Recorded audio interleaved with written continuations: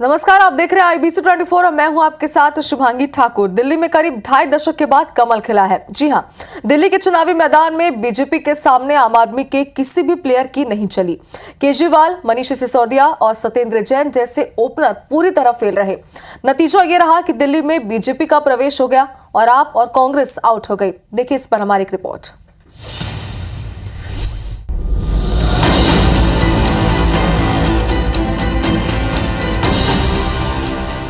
दिल्ली में टूट गई केजरीवाल। जनता का निर्णय सर माथे पर।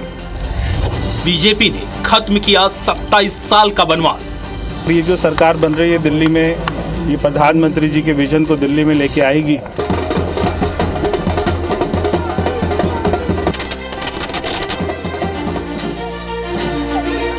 दिल्ली में बीजेपी को जिस दिन का इंतजार था वो करीब 27 साल बाद आए। 1993 से वो सत्ता के बाहर वनवास पर थे, लेकिन साल 2025 उसके लिए लकी साबित हुआ। दिल्ली की जनता ने एक बार फिर बीजेपी को जनादेश दी, यानी दिल्ली में अब डबल इंजन की सरकार दौड़ेगी। हमें उनका 10 साल से साथ नहीं मिल पा रहा था, दिल्ली में कोई काम नहीं हो पा रहा था, मगर ये जो सरकार बन रही है दिल्ली में, ये प्रधानमंत्री जी के विजन को दिल्ली में लेके आएगी। नतीजे बताते हैं कि दिल्ली में इस बार बीजेपी की आंधी चली और पिछले चुनाव के मुकाबले बीजेपी की वोट शेयर 9% बढ़े और 39 सीटों का फायदा हुआ। दूसरी तरफ आपका वोट शेयर करीब 11% गिरा और उसे 40 सीटों का नुकसान हुआ। दूसरी तरफ कांग्रेस लगातार तीसरी बार दिल्ली में एक भी सीट जीतने में नाकाम रही। जनता का जो भी निर्णय है, जनता का जो भी फैसला है, उसे हम पूरी विनम्रता के साथ स्वीकार करते हैं। जनता का निर्णय सर माथे पर।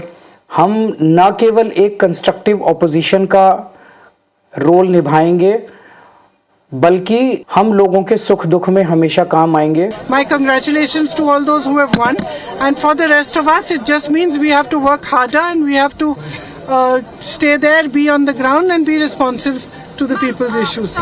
दिल्ली में मिले जनादेश को आप और कांग्रेस ने स्वीकार कर लिया है, तो बीजेपी अपने ऐतिहासिक जीत पर दिल्ली के साथ साथ पूरे देश में जश्न मना रही है। लेकिन जश्न के बीच अब हाई कमान के सामने टेंशन है कि दिल्ली में सीएम चेहरा किसे बनाए। Bureau report, IBC 24। और 12 साल बाद दिल्ली से आम आदमी पार्टी की विदाई हो गई है। आपके बड़े बड़े नेता चुनाव हार गए और तो और केजरीवाल से लेकर मनीष सिसोदिया तक अपनी सीट नहीं बचा पाए। ऐसा हुआ क्यों? आपकी हार का मुख्य कारण क्या रहा? इस रिपोर्ट में देखिए।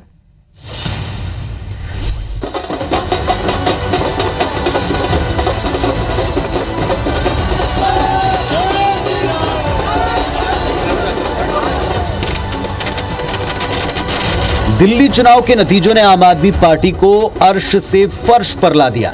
दिल्ली चुनाव में आम आदमी पार्टी के सभी पोस्टर बॉय धराशायी हो गए। 10 साल तक सीएम रहे आपके संयोजक अरविंद केजरीवाल नई दिल्ली सीट से हार गए। बीजेपी के प्रवेश वर्मा ने उन्हें 3100 से ज्यादा वोटों से मात दी। पटपड़गंज सीट छोड़कर जंगपुरा चुनाव लड़ने वाले मनीष सिसोदिया भी अपनी सीट बचा नहीं पाए। वो कांग्रेस से बीजेपी में गए। तरविंदर सिंह मारवाह से चुनाव हारे। इधर पूर्वांचल वोटर्स को साधने के लिए यूपीएससी की कोचिंग देने वाले अवध ओझा पटपड़गंज में कोई कमाल नहीं कर सके और बीजेपी के रविंद्र सिंह नेगी से चुनाव हार गए। इनके अलावा बीजेपी की आंधी में आपके कई नेता धराशायी हो गए। जनता का जो भी निर्णय है, जनता का जो भी फैसला है, उसे हम पूरी विनम्रता के साथ स्वीकार करते हैं। जनता का निर्णय सर माथे पर। भारतीय जनता पार्टी को इस जीत के लिए बहुत बहुत बधाई देता हूँ। जंगपुरा विधानसभा के लोगों ने भी बहुत प्यार मोहब्बत सम्मान दिया। जो कैंडिडेट जीते हैं उनको बधाई देता हूँ और उम्मीद करता हूँ कि जंगपुरा की समस्याओं को वो हल करेंगे। कार्यकर्ताओं को, पटपड़गंज की जनता को, अपनी पार्टी को, अपने नेता को, सबको धन्यवाद कहना चाहता हूँ कि सबने मेरे ऊपर भरोसा जताया। 1 to 1 मेरा कनेक्ट नहीं हो पाया और उसका शायद मुझे अच्छा समय नहीं मिला था, पर फिर भी मैं इस हार की व्यक्तिगत जिम्मेदारी लेता हूँ। हालांकि आतिशी और गोपाल राय ने जीत दर्ज कर आपकी लाज बचा ली। दिल्ली की जनता का जनादेश है, हमें जनादेश स्वीकार है। जंग जारी रहेगी भारतीय जनता पार्टी के खिलाफ, उनकी तानाशाही और उनकी गुंडागर्दी के खिलाफ। इस चुनाव में आम आदमी पार्टी को तकरीबन 10% का नुकसान साफ साफ दिख रहा है। और इसकी वजह भी स्पष्ट है। बीजेपी ने असली चोट की आम आदमी पार्टी की छवि और केजरीवाल के सो कॉल्ड साफ सुथरी इमेज पर। केजरीवाल के अधूरे काम को जनता के सामने रखकर आप सरकार को लगातार बेनकाब करने का काम किया। यमुना की सफाई का मुद्दा हो या फिर झुग्गी बस्तियों का या फिर शराब घोटाले का विषय, किसी भी मुद्दे पर आपके पास कोई स्पष्ट जवाब नहीं था। सबसे पहले तो भारतीय जनता पार्टी के लोगों को जीत मिली है, उन्हें बधाई, और आशा करता हूं कि जो जनादेश दिल्ली की जनता ने उन्हें दिया है उसकी वो प्रतिपूर्ति करेंगे। आम आदमी पार्टी के लाखों करोड़ों कार्यकर्ता जो अन्ना आंदोलन से आए, भारत की राजनीति को बदलने के सपने की हत्या चरित्रहीन व्यक्ति ने की, उसके प्रति तो क्या संवेदना, दिल्ली को उससे मुक्ति मिली। आज दिल्ली पूरी तरीके से एक कूड़ादान बन गई है। लोगों को पानी गंदा, बदबूदार, सड़ा हुआ मिल रहा है या फिर मिल ही नहीं रहा है। तो लोगों ने इन सब इश्यूज पे त्रस्त होकर आज ये हाल करके दिया है कि अरविंद केजरीवाल जी खुद अपनी सीट हार चुके हैं। होना तो ये था कि आप बीजेपी के आरोपों का जवाब देते, लेकिन आम आदमी पार्टी ने सारे अधूरे कामों का ठीकरा एलजी और केंद्र सरकार पर फोड़ दिया, जिससे जनता के बीच खराब मैसेज गया। हुआ ये कि स्विंग वोटर्स ने आम आदमी पार्टी का साथ छोड़ दिया और दिल्ली से आम आदमी पार्टी की विदाई हो गई। Bureau report, IBC 24।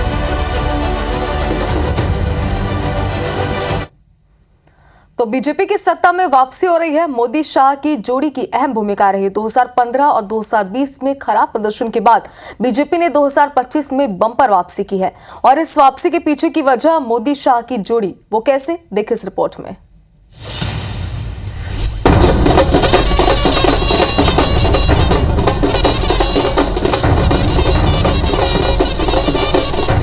दो 2015 में 3 सीट, 2020 में 8 सीट। ये हाल बीजेपी का देश की राजधानी दिल्ली के विधानसभा चुनाव में था, और 2025 में भी दावा ये किया जा रहा था कि बीजेपी सत्ता से दूर रहेगी। लेकिन पीएम मोदी और गृह मंत्री अमित शाह की सियासी जोड़ी ने जनता का विश्वास जीता और दिल्ली में बीजेपी ने पूरे 27 साल बाद जीत दर्ज की, और बीजेपी की दिल्ली में बम्पर जीत हुई। मोदी शाह की जोड़ी का जादू एक बार फिर चला और देश की राजधानी में बीजेपी ने परचम लहराया। बीजेपी की इस ऐतिहासिक जीत का श्रेय मोदी शाह की जोड़ी को दिया जा रहा है, तो वहीं गृह मंत्री अमित शाह इसका श्रेय मोदी को दे रहे हैं। गृह मंत्री अमित शाह ने एक्स पोस्ट पर लिखा, दिल्ली के दिल में मोदी। दिल्ली की जनता ने झूठ, धोखे और भ्रष्टाचार के शीश महल को नेस्तनाबूद कर दिल्ली को आपदा मुक्त करने का काम किया है। दिल्ली ने वादा खिलाफी करने वालों को ऐसा सबक सिखाया है जो देश भर में जनता के साथ झूठे वादे करने वालों के लिए मिसाल बनेगा। हर दिल्ली वाला कह रहा है आपदा नहीं सहेंगे, आपदा आपदा। हम दिल्ली को भ्रष्टाचार से मुक्त करेंगे। शाह पीएम मोदी को जीत का क्रेडिट दे रहे हैं, और इसकी वजह है पीएम मोदी का दिल्ली में ताबड़तोड़ प्रचार करना। दिल्ली विधानसभा चुनाव में बीजेपी के प्रचार का सबसे बड़ा चेहरा खुद पीएम मोदी रहे। पीएम मोदी ने दिल्ली विधानसभा चुनाव का बिगुल तो काफी पहले ही फूंक दिया था। बिगुल बजने से पहले ही पीएम मोदी अपनी गारंटी के साथ मैदान में उतर चुके थे। पीएम ने प्रचार तो जोरदार किया ही, साथ ही विरोधियों पर निशाना साधने से भी वो कभी नहीं चूके। दिल्ली को लूट और झूठ की आपदा से मुक्त कराना। तो वहीं बीजेपी के चाणक्य कहलाने वाले अमित शाह दिल्ली चुनाव में रंग में नजर आए। शाह ने दिल्ली के हर कोनों में सभा की और बीजेपी के पक्ष में माहौल बनाया। 2014 से मोदी शाह की जोड़ी बीजेपी के लिए देश भर में जीत की गारंटी बनी हुई है। वहीं दिल्ली में भी मोदी शाह की जोड़ी जीत की गारंटी साबित हुई। तो क्या इस वक्त देश की राजनीति में मोदी शाह को हराना नामुमकिन हो गया है? क्या इस जोड़ी का तोड़ विपक्षी नेताओं के पास नहीं है? ये सवाल इसलिए क्योंकि जिस दिल्ली में आप पार्टी के हैट्रिक की बात हो रही थी, वहां बीजेपी ने बम्पर जीत दर्ज कर ऐसे सवालों को जन्म दे दिया है। Bureau report, IBC 24। और दिल्ली विधानसभा चुनाव में बीजेपी की शानदार जीत के बाद अब सबकी नजर इस बात पर है कि दिल्ली का अगला मुख्यमंत्री कौन बनेगा। बीजेपी ने दिल्ली का चुनाव पीएम मोदी के चेहरे पर लड़ा था। बीजेपी की ये रणनीति काम कर गई। नतीजों के बाद ऐसे कई चेहरे उभर कर सामने आए जिन्हें दिल्ली में बीजेपी का भविष्य और सीएम पद का चेहरा माना जा रहा है। देखिए इस रिपोर्ट में।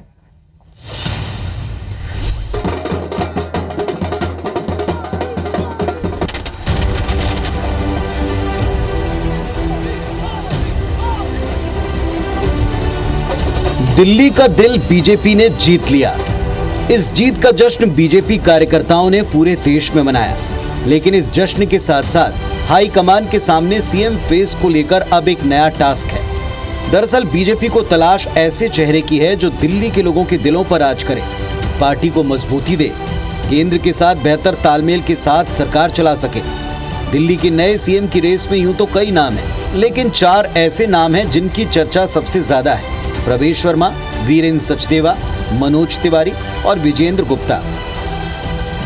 इस रेस में प्रवेश वर्मा का नाम सबसे आगे है। प्रवेश ने आपके सबसे बड़े चेहरे अरविंद केजरीवाल को नई दिल्ली सीट से हराया। वो दिल्ली के पूर्व सीएम साहिब सिंह वर्मा के बेटे हैं, जाट समुदाय से आते हैं। प्रवेश अगर सीएम बने तो बीजेपी यूपी, हरियाणा और राजस्थान तीनों राज्यों में जाटों को साध सकती है। लिस्ट में दूसरा नाम वीरेंद्र सचदेवा का है। दिल्ली बीजेपी के अध्यक्ष के नेतृत्व में ही पार्टी ने सत्ता में वापसी की है। संगठन को नई ऊर्जा देने के साथ जीत के रणनीतिकार होने के नाते उनका दावा भी प्रबल है। वहीं वीरेंद्र पंजाबी हैं और दिल्ली में पंजाबियों का बोलबाला है। दिल्ली में सीएम की रेस में मनोज तिवारी का भी नाम शामिल है। भोजपुरी फिल्मों के स्टार होने के नाते वो पूर्वांचली समाज में खासी पकड़ रखते हैं। बीजेपी मनोज तिवारी को दिल्ली की कमान सौंपकर पूर्वांचल के लोगों के दिलों में अपनी अलग जगह बना सकती है। उनके पक्ष में दिलचस्प बात ये कि लोकसभा चुनाव के समय बीजेपी ने मनोज तिवारी को छोड़ सबके टिकट काट दिए थे। विजेंद्र गुप्ता भी दिल्ली सीएम पद की रेस में बताए जाते हैं। वीरेंद्र गुप्ता दिल्ली बीजेपी के अध्यक्ष रह चुके हैं। रोहिणी से उन्होंने जीत की हैट्रिक लगाई है। विजेंद्र विधानसभा में बीजेपी का पक्ष मुखर रखने के लिए भी जाने जाते हैं। दिल्ली में अगले सीएम के सवाल पर पार्टी नेता फिलहाल खुलकर कुछ नहीं बोल रहे। फैसला प्रधानमंत्री और केंद्रीय नेतृत्व पर छोड़ा जा रहा है। देखिए, हम ऐसी पार्टी में काम करते हैं जिसमें पार्टी का विधायक दल तय करता है, उसके बाद में पार्टी की लीडरशिप उस पर अपनी मोहर लगाती है। तो जो पार्टी का निर्णय होगा वो सबको मंजूर होगा। भाजपा में कोई भी होता है, भाजपा में कभी सीएम फेस आप देख लीजिए, हरियाणा में भी देख लीजिए, महाराष्ट्र में, उत्तर प्रदेश में योगी महाराज जी को नहीं पता था, खट्टर साहब को नहीं पता था, सैनी जी को नहीं पता था, देवेंद्र फडणवीस जी, किसी को नहीं मालूम होता। वहां पे मध्य प्रदेश में वो यादव जी को नहीं पता था।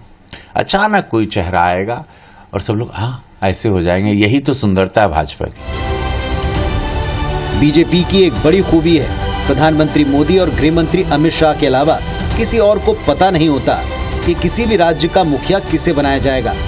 मोदी शाह की जोड़ी अक्सर चर्चा में चल रहे नामों को दरकिनार कर एकदम नए चेहरे के सिर पर ताज पहनाती है। यूपी में योगी आदित्यनाथ, मध्य प्रदेश में मोहन यादव, छत्तीसगढ़ में विष्णुदेव साय, राजस्थान में भजनलाल को कमान सौंपकर मोदी शाह की जोड़ी ऐसा प्रयोग पहले भी कर चुकी है।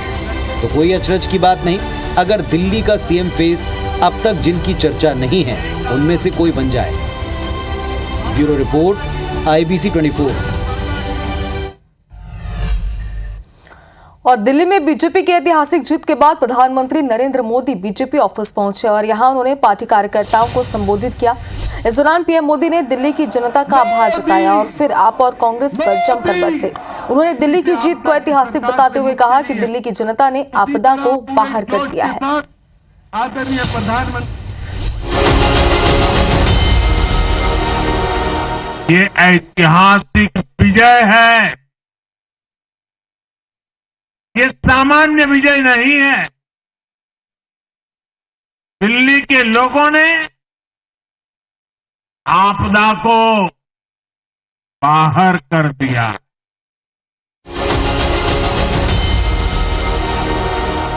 जनता ने फिर एक बार कांग्रेस को कड़ा संदेश दिया है।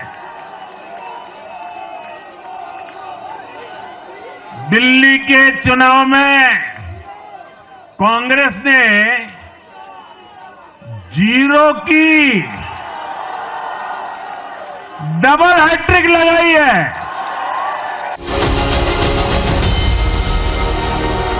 पूरा देश जानता है कि जहां एनडीए है वहां सुशासन है, विकास है, विश्वास है। एनडीए का हर कैंडिडेट, हर जनप्रतिनिधि लोगों के हित में काम करता। दिल्ली के जनादेश से ये भी स्पष्ट है कि राजनीति में शॉर्टकट के लिए, झूठ और फरेब के लिए कोई जगह नहीं है।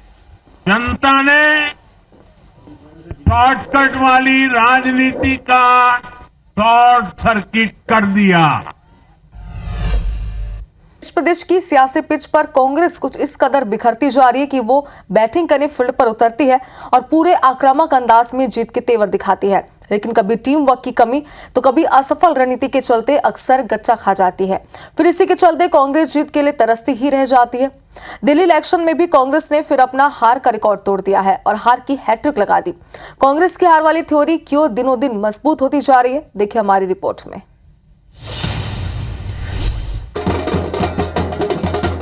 मोदी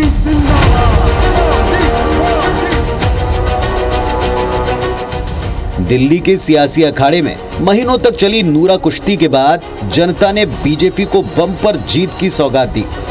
इलेक्शन में आपको चारों खाने चित कर दिया। साथ ही कांग्रेस ने दिल्ली में लगातार तीसरी बार 0 पर आउट होकर हार की हैट्रिक बना ली।